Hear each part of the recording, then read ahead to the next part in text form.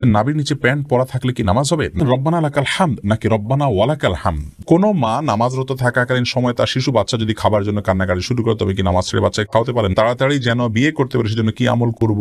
জুমার খুতবার আজানের উত্তর দেওয়া যাবে কি না? এই নামাজে দাঁড়ালে নামাজ পড়া অবস্থায় আমার হাঁচি আসে, তখন কি হাঁচির জবাব দিতে হবে? আমি ঢাকায় থাকি, গ্রামে যদি 2 দিনের জন্য যাই তাহলে কি কসর নামাজ পড়তে হবে? সামান্য পরিমাণ পারফিউম ব্যবহার করা যাবে কিনা? আমার স্বামী নামাজ বাসায় পড়েন কিন্তু মসজিদে নামাজ পড়তে যেতে চান না, এখন আমি কি করব? মেয়েদের নাম উম্মে হাবিবা, উম্মে হুমায়রা রাখা যাবে কিনা? অনিচ্ছাকৃতভাবে কোরআন হাত থেকে পড়ে গেলে কি করতে হবে? মৃত ব্যক্তির জন্য দান করা যাবে কিনা? খাবারের পর প্লেট ধুয়ে খাওয়া সুন্নত, একথা কি সঠিক? বাচ্চাদের কমোডে পেশাব পায়খানা থাকলে ওই রুমে নামাজ পড়া যাবে কিনা? স্মরণশক্তি বাড়াতে কি করব? এর জন্য নির্দিষ্ট কোনো দোয়া আছে কিনা? এরপর জোবা হাসান আপনি জানতে চেয়েছেন, আমার স্বামী নামাজ বাসায় পড়েন কিন্তু মসজিদে নামাজ পড়তে যেতে চান না, এখন আমি কি করব? আপনি তাকে বোঝাবেন, আপনার জায়গা থেকে আপনি তাকে নসিহত করবেন, আল্লাহর ভয় দেখাবেন, ভালোবাসা দিয়ে, স্নেহ দিয়ে, মমতা দিয়ে, বিভিন্নভাবে অভিমান করে আপনি তাকে বোঝাবেন, অন্যদেরকে দিয়ে বোঝাবেন। এরপরও যদি তিনি না করেন, এর দায় আপনাকে বহন করতে হবে না ইনশাআল্লাহ। নাজিম আদনান আপনি জানতে চেয়েছেন, মৃত ব্যক্তির জন্য দান করা যাবে কিনা? মৃত ব্যক্তির পক্ষ থেকে দান করবেন, অসুবিধা নেই, করতে পারেন। রাসূল আকরাম সাল্লাল্লাহু আলাইহি ওয়াসাল্লামকে একজন সাহাবী বলছেন, ইয়া রাসূলুল্লাহ, আমার মা মারা গেছেন, আফা আহুজ্জু আনহা, আমি তার পক্ষ থেকে উমরা করতে পারি, হজ করতে পারি কিনা? নবী সাল্লাল্লাহু আলাইহি ওয়াসাল্লাম করতে পারো। অনেকজন বলছেন, রাসূলুল্লাহ, আমার মায়ের পক্ষ থেকে আমি একটা কূপ খনন করে দিতে চাই, মানুষ পানি পান করবে, সবটা আমি আল্লাহকে বলবো, আমার মাকে দেওয়ার জন্য দেওয়া যাবে কিনা?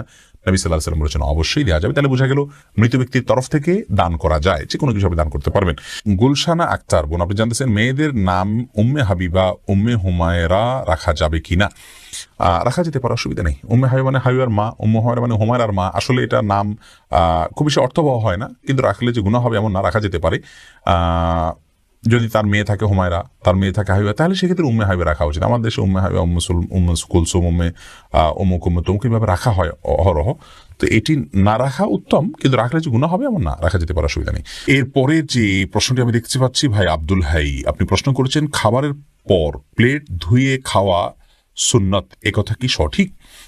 ভাই আব্দুল হাই, দেখুন, খাবারের পরে প্লেট এটি পরিষ্কার করে খাওয়া সুন্নাত, ধুয়ে খাওয়া সুন্নাহ এটি সঠিক কথা নয়। রাসূল করিম সাল্লাল্লাহু আলাইহি ওয়াসাল্লামের খাবারের পরে প্লেটের অবস্থা কি থাকতো এই সম্পর্কে বর্ণনা করতে গিয়ে আমাদের আয়েশা রাদিয়াল্লাহু তাআলা আনহা বলেছেন যে, অনেক লোক যদি খাবার খেতেন সেক্ষেত্রে রাসূল আকরাম সাল্লাল্লাহু আলাইহি ওয়াসাল্লামের প্লেটটাকে অন্য সমস্ত প্লেট থেকে আমি পৃথক করতে পারতাম, কারণ এত পরিষ্কার করে তিনি খাবার খেতেন যে এত বেশি পরিষ্কার অন্য কেউ করে খেতে পারতেন না। এই হাদিস থেকে বোঝা গেল যে খাবারের সময় ওইটাকে মুছে পরিষ্কার করে খাওয়াটা এটি রাসূল আকরাম সাল্লাল্লাহু আলাইহি ওয়াসাল্লামের সুন্নাহ। আমাদের আয়েশা রাদিয়াল্লাহু তাআলার কথা থেকে সেটাই বোঝা যাচ্ছে। বিধায় খাবারের পরে প্লেট ধুয়ে সে পানি খাওয়া সুন্নাহ, এই কথাটি সঠিক নয়। তাসলিমা মুন্না আপনি জানতে চেয়েছেন, অনিচ্ছাকৃতভাবে কোরআন হাত থেকে পড়ে গেলে কি করতে হবে? অনিচ্ছাকৃতভাবে পড়ে গেলে তওবা করতে হবে, সামনে থেকে সাবধান হতে হবে, সিরিয়াস হতে হবে, কোরআন ধরার ক্ষেত্রে দায়িত্বশীল হতে হবে। এর বাইরে বিশেষ করে লবণ দিতে হবে, চাউল দিতে হবে, এমন কথা নেই কোরআন হাদিসে, এগুলো আমাদের নিজেদের বানানো। খোবায়েব নূর জমিরি আপনি জানতে চেয়েছেন, জুমার খুতবার আজানের উত্তর দেওয়া যাবে কি না? এ বিষয় নিয়ে আসলে ইখতিলাফ রয়েছে। খুতবার আগে যে আজান আছে সেটা আমরা উত্তর দেব কি দিব না। অনেক উলামা ইকরাম বলেছেন আমরা চুপ থাকবো, এটার উত্তর দেব না। তার কারণ হলো রাসূল আকরাম সাল্লাল্লাহু আলাইহি ওয়াসাল্লাম আমাদেরকে বলেছেন, ইযা খারাজাল ইমাম ফালা সলাতা ওয়ালা কালামা, যখন ইমাম বের হবেন খুতবা দেওয়ার জন্য তখন কোনো সলাত বা কোনো কালাম চলবে না। এই হাদিস নিয়ে অনেক কথা আছে, অনেক আলোচনা আছে, শুধু এটুকু বলবো যে ইমাম বের হলে আর কথাবার্তা বলা যায় না। সেই জায়গা থেকে খুতবার আজান যদি ইমাম বের হওয়ার পরে দেওয়া হয়, ইমাম মিম্বরে বসার পরে দেওয়া হয়, অতএব এখানে জবাব না দিয়ে বরং চুপচাপ নীরবতা অবলম্বন করতে হবে। এই মতটি অধিকতর শক্তিশালী, যদিও অনেকে বলেছেন জবাব দেওয়ার জন্য। শওকত ইসলাম আপনি জানতেছেন, আমি ঢাকায় থাকি, গ্রামে যদি 2 দিনের জন্য যাই তাহলে কি কসর নামাজ পড়তে হবে? গ্রামে যদি আপনার বাড়ি থাকে, নিজস্ব ঘর থাকে, বসবাসের স্কোপ থাকে, তাহলে সেটি আপনার একটা ঠিকানা। আর আপনার নিজস্ব ঠিকানা একাধিক হতে পারে, ঢাকায় একটা ঠিকানা আছে, গ্রামে আরেকটা ঠিকানা আছে, সেখানে আপনার ঘর বাড়ি আছে, আপনি তালাবদ্ধ করে আছেন, আপনার কক্ষ আছে, সেখানে আপনার রেস্ট ব্যবস্থা আছে, তার মানে আপনার ঠিকানা আছে। এরকম যদি হয় তাহলে সেখানে গিয়ে আপনি কিন্তু সালাত পরিপূর্ণভাবে আদায় করবেন, কারণ সেখানে আপনি মুসাফির নন নিজস্ব বাড়ি থাকলে। আর যদি সেখানে আপনি গেস্টের হিসেবে যান, অন্য কারো বাসায় গিয়ে উঠেন, সেখানে গিয়ে বেড়ান, তাহলে তো আপনি মেহমান, অবশ্যই সেখানে আপনি কসর নামাজ পড়বেন। ফাতিমা ইসলাম আপনি জানতে চেয়েছেন, বাচ্চাদের কমোডে পেশাব পায়খানা থাকলে ওই রুমে নামাজ পড়া যাবে কিনা? কমোডের ভেতরে পেশাব আছে, ঢাকনা দেয়া আছে, দুর্গন্ধ ছড়াচ্ছে না, কোন প্রকার অপরিচ্ছন্ন হচ্ছে না পরিবেশ, তাহলে সেক্ষেত্রে ওই রুমে নামাজ পড়া যাবে। কিন্তু যত দ্রুত সম্ভব এটাকে আপনার টয়লেটের কমোডে ফেলে এটাকে ফ্লাশ করে দেওয়া বা ড্রেনে ফেলে দেওয়া, বের করে দেওয়া উত্তম।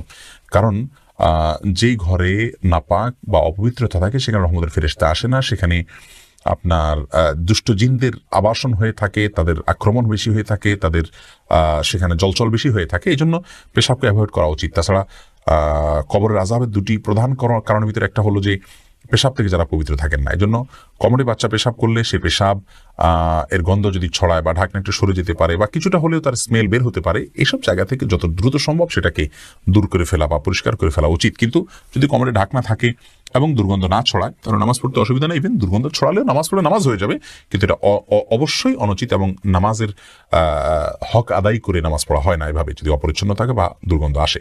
মোহাম্মদ জাফর, আপনি জানতে চাচ্ছেন স্মরণশক্তি বাড়াতে কি করবো, এর জন্য নির্দিষ্ট কোনো দোয়া আছে কিনা? স্মরণশক্তি বাড়ানোর জন্য একটি দোয়া, একটা আমলের কথা, দীর্ঘ একটা নামাজের পরে বিশেষ সূরা, নামাজের মধ্যে বিশেষ সূরা পাঠ করার কথা হাদিসে রয়েছে। সেই হাদিস সনদ নিয়ে অনেক মুহাদ্দিসগণ আপত্তি তুলেছেন। স্মরণশক্তি বাড়ানোর জন্য মৌলিকভাবে আল্লাহর কাছে দোয়া করবেন আর পাপের কাছ থেকে বেঁচে থাকবেন। নিজের, বিশেষ করে আজকের যুগে স্মরণশক্তি নষ্ট হওয়ার একটা বড় কারণ হলো সোশ্যাল অ্যাক্টিভিটিস বা আমাদের অনেক কাজের সাথে, জগতের সাথে ইনভলভেশন, এগুলোর কারণে আমাদের স্মৃতিশক্তি কমে যাচ্ছে। এগুলো যত কমিয়ে আনা যায় তত বেশি স্মরণশক্তি ইনশাআল্লাহ বৃদ্ধি পাবে। তাছাড়া আল্লাহর কাছে দোয়া করা যেতে পারে। আজিজ আল আমিন, আপনি জানতে চাইছেন সামান্য পরিমাণ পারফিউম ব্যবহার করা যাবে কিনা? পারফিউমের মধ্যে যে অ্যালকোহলটা থাকে, আমরা বলেছি এই অ্যালকোহল ব্যবহার করলে এটি ব্যবহার করা নাপাক হবে না, এটাই হলো বিশুদ্ধতম মত এবং অ্যারাবিক স্কলারদের বেশিরভাগ মতে এটি, এবং এই মতটা অধিকতর যুক্তিসঙ্গত হওয়ার অনেক কারণের ভিতরে একটা হলো এখানে যে কেমিক্যালটা ইউজ করে, একটা হলো বাষ্প হয়ে চলে যায়, দ্বিতীয়ত হলো যে এটি খাবারের যে অ্যালকোহল সেটি নয়, বরং এটি এক ধরনের অ্যালকোহল, এক ধরনের কেমিক্যাল জাতীয়। তো যার কারণে এটিকে ওলামা ইকরাম জায়েজ বলেছেন। আর এই ব্যাখ্যা আমার নয়, এই ব্যাখ্যা সৌদি আরব সর্বোচ্চ ওলামা পরিষদের অনেক সদস্যদের এবং শেখ মোহাম্মদ উসাইমিন, মোহাম্মদ সাল্লাহ মুনাজ্জিদ হাফিজাহুল্লাহ, আরও অনেক ওলামা ইকরামের। এরপরে আমি যে প্রশ্ন দিয়েছি, এনবি শিল্পী, আপনি জানতে চেয়েছেন নামাজে দাঁড়ালে নামাজ পড়া অবস্থায় আমার হাঁচি আসে, তখন কি হাঁচির জবাব দিতে হবে? না, নামাজের মধ্যে হাঁচি আসলে হাঁচি জবাব দিবেন না, এমনি ইগনোর করে চলে যাবে। এমনি জাকারিয়া জানতেছেন তাড়াতাড়ি যেন বিয়ে করতে পারে সেজন্য কি আমল করব? আমল হলো বেশি বেশি করে হালাল উপার্জনের চেষ্টা করবেন, সকালে ভোরে বের হয়ে যাবেন, পরিশ্রম করবেন, কোনো কাজকে ছোট মনে করবেন না, সিরিয়াসনেসের সাথে কাজ করবেন, খুব ভালো করে কাজ করবেন, দুনিয়াকে ভালো করে উপার্জন করবেন, বিবাহর প্রয়োজনে অর্থ সংগ্রহ করবেন, আল্লাহর কাছে দোয়া করবেন, সূরা ফুরকান আয়াত নম্বর ৭৪ বেশি বেশি পড়বেন, মা বাবাকে বোঝাবেন, সাধারণভাবে আল্লাহর কাছে নামাজের পরে বিভিন্ন দোয়া কবুলের সময়গুলোতে হাত তুলে তুলে বা বিভিন্নভাবে আল্লাহর কাছে দোয়া করবেন যেন আল্লাহ তাআলা আপনার মনোবাসনা পূরণ করে এবং আপনার প্রয়োজন মিটিয়ে দেন ইনশাআল্লাহ বিদিনিল্লাহ। হেলালউদ্দিন জানতেছেন, কোনো মা নামাজরত থাকাকালীন সময় তার শিশু বাচ্চা যদি খাবার জন্য কান্নাকাটি শুরু করে তবে কি নামাজ ছেড়ে বাচ্চাকে খাওয়াতে পারেন? না। ফরজ নামাজ হলে অবশ্যই নামাজ শেষ করে তারপরে খাওয়াবেন। নফল নামাজ হলে যদি বাচ্চাকে না ধরতে যান, না খাবার দিতে যান, বাচ্চার অসুবিধা হতে পারে, তাহলে সেক্ষেত্রে আপনি নামাজ ভাঙতে পারেন। অন্যথা আপনি নামাজকে খুব দ্রুত শেষ করে তারপরে বাচ্চাকে খাবার দিবেন। বাচ্চার কান্না না দেওয়ার কারণে নামাজকে দ্রুত শেষ করা, এটি রাসূল আকরাম সাল্লাল্লাহু আলাইহি ওয়াসাল্লাম থেকে প্রমাণিত। তিনি নিজে কিন্তু নামাজকে একবার সংক্ষিপ্ত করেছেন, দ্রুত শেষ করেছেন যখন বাচ্চার কান্না আওয়াজ তিনি শুনতে পেয়েছেন।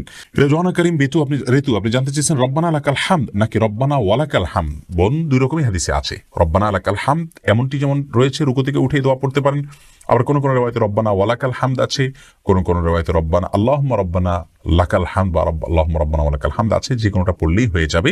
কাসরাতুল মাবানি তাদুল্লু আলা কাসরাতিল মাআনি, আরবিতে একটি কথা আছে যে শব্দ বেশি হলে তার মর্ম নিশ্চয়ই বেশি হয়। এই জন্য রব্বানা লাকাল হামদ বলার চাইতে রব্বানা ওয়ালাকাল হামদ বললে বেশি উত্তম হবে। অর্থ হলো, হে আমার রব, আর আপনার জন্য প্রশংসা আমি জ্ঞাপন করছি। দুইটাই হাদিসে রয়েছে, কোনো অসুবিধা নেই, বিশুদ্ধ হাদিসে রয়েছে। এমনি তুহিন আলী জানতেছেন, নাবির নিচে প্যান্ট পরা থাকলে কি নামাজ হবে? নাবির নিচে প্যান্ট পরা আছে কিন্তু নাবিটা দেখা যাচ্ছে না, উপরে আপনার কোনো কাপড় চোপড় আছে, তাহলে নামাজ হয়ে যাবে, কোনো অসুবিধা নেই।